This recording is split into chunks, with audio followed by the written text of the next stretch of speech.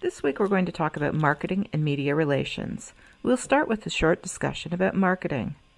Unless you're a healthcare business owner, chances are the official duty of marketing will rest within a specific department of your organization.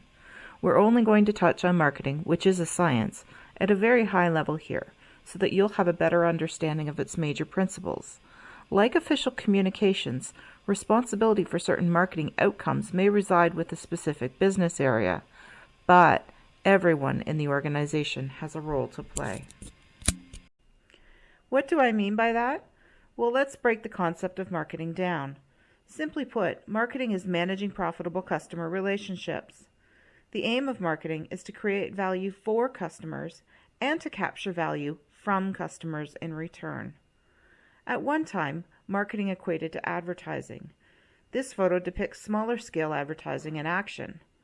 But what we know is that marketing is about so much more. It hinges on relationships that we have with people and the organizations that we serve. There are 5 key steps in the marketing process: understanding customer needs, designing customer-driven marketing strategies and integrated marketing programs, building customer relationships, and capturing value for the organization. Given that healthcare is very much an activity focused on people and delivering hands-on services, healthcare professionals are key to creating value for patients, clients, residents, and their families. As healthcare managers, we also need to be aware of the role that we play in creating value for our staff and the human resources side of our organizations. It all boils down to communicating effectively and ethically. We're going to shift gears now to focus on media relations. While you may not be the primary media contact in your organization, as a manager or leader, you may well be tapped at some point as a spokesperson for one initiative or another. So we're going to spend a bit of time talking about how to work effectively with media. These tips are good not only for media interviews, but also for many other forms of public communication. One of the most important things that you can do before engaging with the media is to really put yourself in their shoes and understand their point of view. Understanding the reporter's perspective is going to help you. Reporters work in a very fast-paced environment. Local reporters may be chasing 2 or 3 stories every day, and technology is added to those challenges as well, as they need to repurpose their stories for different mediums such as the web. They also work in a very competitive environment where there's fewer and fewer resources. There aren't many beat reporters anymore, and that can be frustrating for you because all of the reporters are generalists. They don't have an in-depth knowledge about many topics. So if you are working with a good communications rep at your organization, they will have hopefully provided the reporter with a basic understanding of what it is you want to talk about already, but you may need to be prepared to deliver that as well. Reporters also believe that the news media has a legitimate and important role to challenge authority, to promote debate, and to offer fair and balanced commentary. Don't take this role personally. It isn't about you. If you're prepared for an interview, you will perform well. So let's get into a few tips and tricks to put you more at ease in working with the media. First of all, never say no comment. It's like an admission of guilt.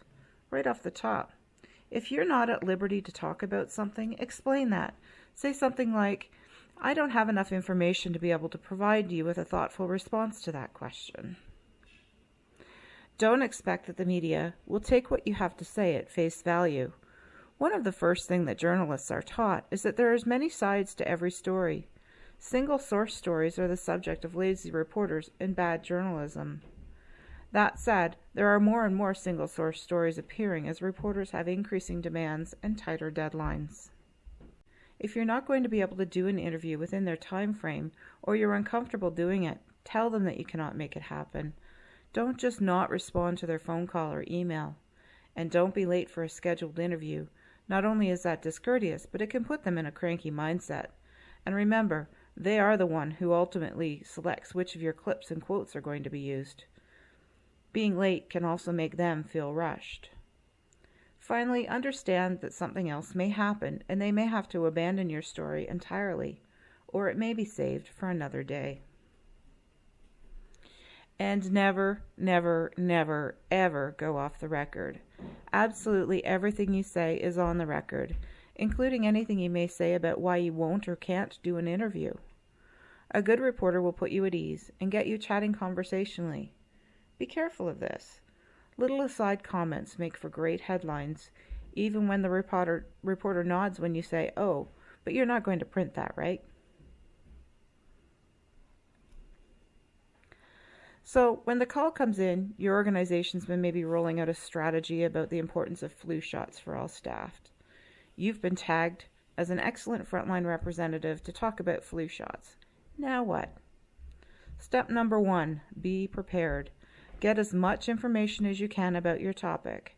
Be able to recite your key messages in your sleep. Practice bringing them into conversations. Have a friend or colleague ask you questions about the topic and learn how to build your messages into your responses. Know as much as you can about the reporter and the organization.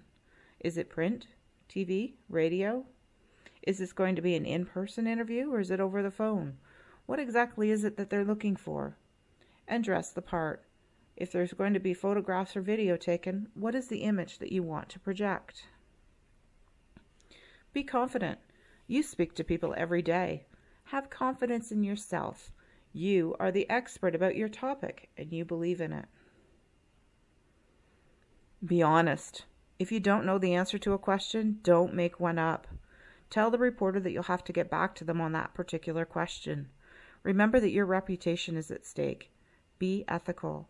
That doesn't mean the reporter can lead you down a path to share confidential information. We'll get into that a bit later. Stick to your messages. Remember, reporters are typically looking for sound bites and very short clips. Continually bringing them back to your key messages to drive home their importance and to increase the chance that they'll be used in a final story is important. We will talk about how to deal with hypothetical questions shortly, but an important thing to remember is to never speculate. And, as my father used to say, never get into an argument with someone who buys ink by the barrel.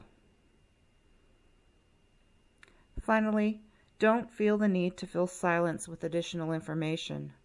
Deliver your message and then stop talking. Remember our discussion about Canadian culture? We're uncomfortable with silence. Don't be tricked by it. Use silence to your advantage. So let's pause there and have a look at what happens when these principles go astray.